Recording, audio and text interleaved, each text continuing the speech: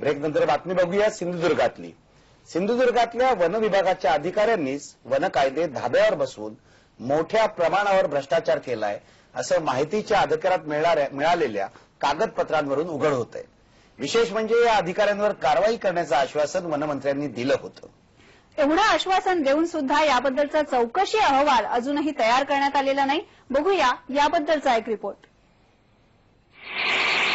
सिंधुदुर्गातल्या अचरा गावातल्या या रामेश्वर सॉमिलची 2004 साली विक्री केल्याचं दाखवण्यात आलं आणि या मिलचा परवाना रत्नागिरीतल्या हरचेरी मधल्या दत्तकृपा सॉमिलला देण्यात आला। मात्र तब्बल 8 वर्ष एकाच परवान्यावर या दोन्ही सॉमिल सुरू ठेवण्यात आल्या। इतकंच नाही तर मूळ सॉमिलची विक्री झालेली असतानाही या मिलच्या परवान्याचं 2018 पर्यंत नूतनीकरणही करण्यात आलंय। त्या प्रकरणामध्ये 5 सालामध्ये ज्या डीओपीनी 4 साली ट्रान्सफर करून दिली त्याच डीओपीनी भाऊसाहेब खोरेंनी 5 सालामध्ये परवाना नूतनीकरण दिलेला आहे आणि पुढच्या डीओपीनी स्वतःच्या ऑफिसातील कागदाकडे दुर्लक्ष करून हा बाबा हे रिन्यूअल होते ना बाबा कसं झालं तर तो व्यवहार पूर्ण करून त्या सॉमिलवाल्याकडून दरवर्षी ते नूतनीकरण करत गेलं आणि ह्याच्यावरती कळस तो चढवला तो वनशेतीपाल कुडाळ भोसले तत्कालीन आणि उपवन संरक्षक सावंतवाडी श्री झुरमुरे यांनी केलेला आहे। 10 वर्षासाठी तो परवाना अशी जी बोगस सॉमिल आहे अशा बोगस सॉमिलला 2008 ते 2017 पर्यंत 10 वर्षाकरिता परवाना दिलेला आहे। पण अधिकाऱ्यांवर कारवाई होण्याऐवजी त्यांना कोल्हापूर आणि ठाणे विभागात बढती देण्यात आली। या अधिकाऱ्यांनी बेसुमार जंगलतोडीला कायदेशीर करून दाखवल्याची ही हजारो प्रकरणं सिंधुदुर्गात आढळली आहेत। एकट्या कुडाळ रेंजमध्ये फक्त 1.5 वर्षाच्या कालावधीत अशा प्रकारच्या 320 प्रकरणांमधून तब्बल 7,000हून जास्त निर्बंधित वृक्षांची कत्तल झाल्याचं समोर आलंय। महसूल विभागाच्या अधिकाऱ्यांचीही या भ्रष्टाचाराला साथ मिळत असल्याचं समोर आलंय। जे काही चौकशीच्या किंवा कारवाईच्या पद्धती आणि नियम नियमावली आहेत त्याच्यामध्ये बसवूनच हे सगळं करावं लागतं। कोणाचाही याला पाठिंबा नाही अशा अधिकाऱ्यांच्यावर कारवाई होणार म्हणजे होणार। उच्च न्यायालयामध्ये 2011 साली झालेल्या एका रिट पिटिशनच्या निकालानुसार सिंधुदुर्ग जिल्ह्यात सध्या वृक्षतोडीला बंदी आहे। पण सिंधुदुर्गच्या जिल्हाधिकाऱ्यांनी याबाबत 31 मेला काढलेले आदेश जिल्हाधिकारी कार्यालयापासून जेमतेम 30 किलोमीटरवर असलेल्या सावंतवाडी तहसीलदार कार्यालयात पोहोचायला तब्बल 21 दिवस लागतात। यावरूनच या भ्रष्टाचाराची साखळी किती मोठी आहे हे लक्षात येतंय।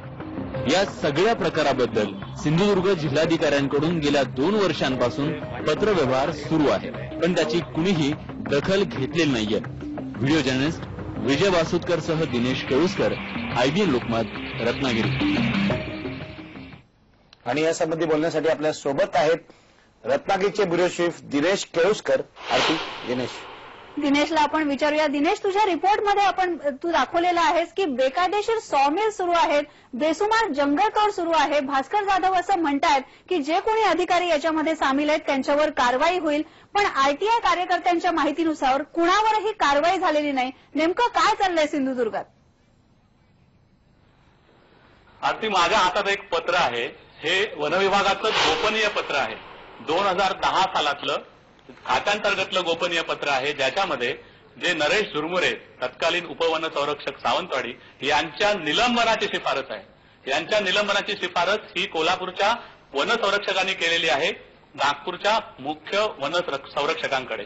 परंतु 2010 मध्ये ही ज्यांच्यावर निलंबनाच्या कारवाईची शिफारस करण्यात आलेली आहे ते नरेश झुरमुरे आता पुणे महानगरपालिकेच्या राष्ट्रीय उद्यानाचे आयुक्त आहेत।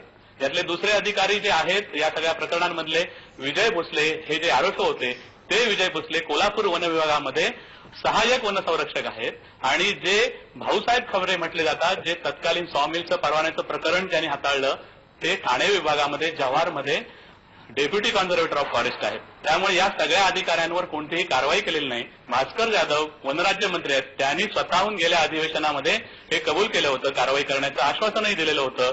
आमच्याकडेही त्यांनी कबूल केलंय, परंतु इतका काळ गेला तरी सुद्धा कोणतीही कारवाई झालेली नाही। याचं कारण असं आहे, साधं आहे कारण आपल्याला अशी माहिती मिळते, त्याला पुरावे नाहीत, परंतु एक रेंज फॉरेस्ट ऑफिसर एक रेंज घ्यायला 15 लाखापासून 40 लाखापर्यंत विदागी देतो, डोनेशन देतो, लाच देतो, काहीतरी देतो म्हटलं तरी चालेल। अशा प्रकारचे पैसे देऊन आपल्याला हवी ती रेंज घेऊन अधिकारी येतात आणि हा सगळा पैसा दिल्यामुळे या सगळ्या अधिकाऱ्यांवर कोणत्याही प्रकारे नियंत्रण राहत नाही मंत्र्यांचं आणि त्यामुळेच यांना स्वैरकारभार करायला वाव मिळतो आहे। या उलट आणखीन एक खेदाची गोष्ट अशी आहे आरती या सगळ्या प्रकरणामध्ये की गेल्या 2 वर्षापासून सिंधुदुर्गच्या जिल्हाधिकाऱ्यांनी अगदी लेखी पत्राने कळवलेलं आहे की अशा बाबतचा चौकशी अहवाल तुम्ही तात्काळ सादर करा, नाहीतर भ्रष्टाचार निर्मूलनाबाबतचा जो जनतेचा विश्वास आहे तो उडून जाईल शासनावरचा, असं लेखी पत्राने सिंधुदुर्गच्या जिल्हाधिकाऱ्यांनी कळवलेलं आहे। त्याला 2 वर्ष झाली परंतु वन विभागाने याची दखल घेतली नाही। यावरूनच हे किती प्रकरण गंभीर आहे याचीच कल्पना येते। आरती बरोबर आहे दिनेश, आता या सगळ्या रिपोर्ट नंतर तरी वन विभाग या सगळ्याची दखल घेतं का, चौकशी अहवाल येतो का आणि भास्कर जाधव म्हणतात त्याप्रमाणे खरोखरच अधिकाऱ्यांवर कारवाई होणार आहे का हे बघावं लागेल। पण यानंतर वळूया पुढच्या बातमीकडे। बातमी आहे मराठवाड्याची। मराठवाड्यासाठी आज अहमदनगर जिल्ह्यातले